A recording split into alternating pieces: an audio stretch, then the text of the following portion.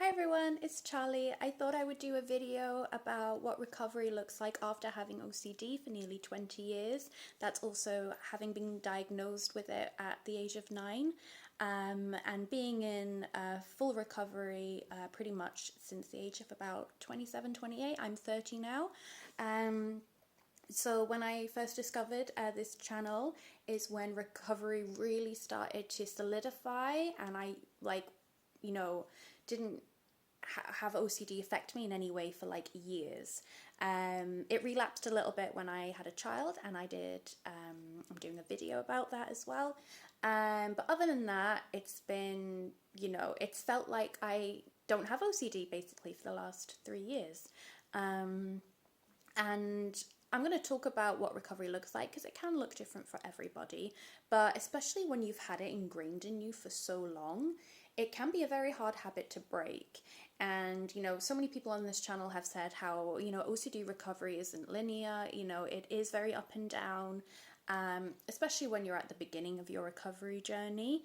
And if you're like well into it, like I am, I would say 90% of the time, I always kind of use that number.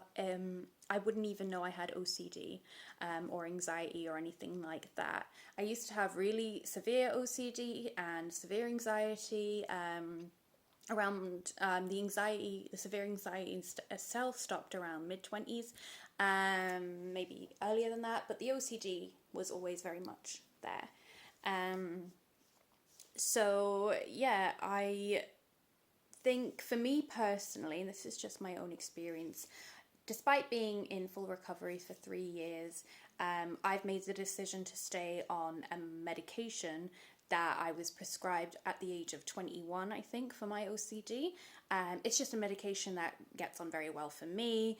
I've thought about maybe stopping it because I've been in such a good place, but honestly, it's not causing me any harm to be on it. It's constantly there as like a kind of like a cheerleader in my corner, like in case there are like fluctuations in my life or changes, it's there to just keep me kind of going and consistently breaking that habit of OCD.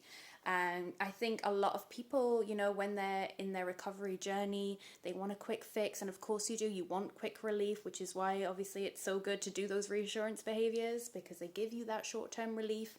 But it really is a long process, and that's not to dishearten anybody by saying that. What I mean is there will be days where you think you've really clicked it, where it could never bother you again, and there's going to be days where you think you're back to square one and you'll never escape OCD. You just have to appreciate that it is a habit you're breaking, and it's your brain that you're trying to retrain. For whatever reason, your brain, is using OCD perhaps as a coping mechanism or as perhaps as a way to work things out, whatever it is that it might be doing for you. And it's kind of become a safety blanket, a crutch to rely on, but it actually isn't a crutch or a safety blanket whatsoever. It's actually causing more harm than good. And this is why so many people struggle to break from it, because there's a part of that OCD that they very much rely on to feel more secure, because OCD is all about sort of routines or obsessiveness. So breaking that can feel very scary and unnatural. But once you're in the recovery process, it is extremely freeing, and the knowledge that you learn from being in recovery is life-changing, and it applies to every single aspect in your life. How to deal with complicated situations, how to deal with self-esteem, how to deal with your own worth, how to deal with society, everything. Like this, I fully believe should be taught in schools, so that it's just teaching you about how to navigate yourself in a difficult world. So with recovery, it's basically like living a normal life. I use that term loosely. But yeah, consistency, is always key. A good example would be that, someone who perhaps, used to drink alcohol, maybe they were an alcoholic, they can't just go back to drinking once they're, sober, because they have to remain sober forever, and it's a hard work, it's a journey, it's a process. Sometimes it's very tempting to have a drink, maybe, like, whereas it's the same with OCD. You can't just, you know, think, okay, I'm recovered, and then never do any work on it again, or like leave it alone and just assume it'll never come back. You have to remain like OCD sober for forever. And in order to do that, now and again, you might need to go back and read one of the books on the list, on the OCDrecovery.com list, under the free resources tab, or maybe you'll have to go back in and watch a video. It's like, for me, I still have to watch those videos maybe once a week, read a couple of chapters, because these books on the resources list, they help with life, let alone OCD, anxiety, and everything like that. So they are excellent tools in your arsenal for life in general, to help you feel better, pretty much, and how to cope with things. So, you know, it can't hurt just to keep those books around and just to, you know, be consistent with them. But once you're on this side, recovery looks amazing. Honestly, it really does. And I used to be at a point where I couldn't even swallow anymore. I couldn't swallow because my OCD was that bad.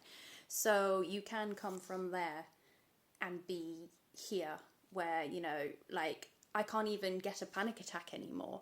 And that's not to say, you know, we are human beings with valid emotions. You know, if something really scary, truly scary happened, of course, perhaps I would have a panic attack. But I mean with my intrusive thoughts.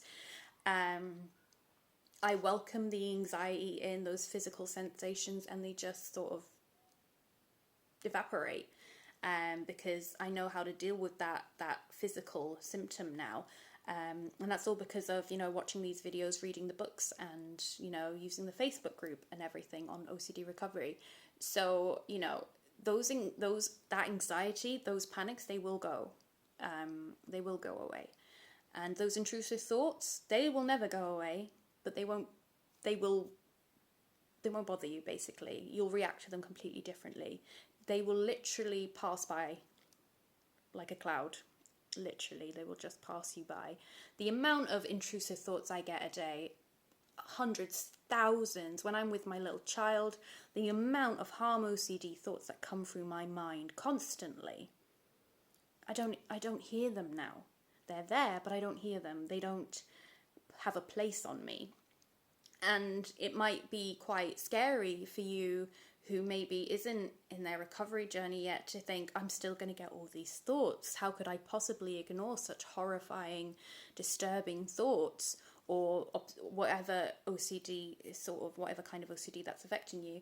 You will be able to just observe that thought and just carry on with your day with it having zero effect on you. You will absolutely get there. It can be done. But the only way that can be done is putting the work in and staying consistent. You have to. It's the only way. And it's not, you know, it sounds like a lot when I'm telling you this, but that becomes your new habit. The habit of reading the book or watching a video replaces the habit of OCD. So really, it's not taking up any extra time. It's taking up less time. It is a life-changing skill to be able to recover from OCD, and anyone is capable of it. So yeah, I hope that was motivating or reassuring, the good reassuring. I hope that helped, knowing what recovery looks like for me. Thank you so much. Bye.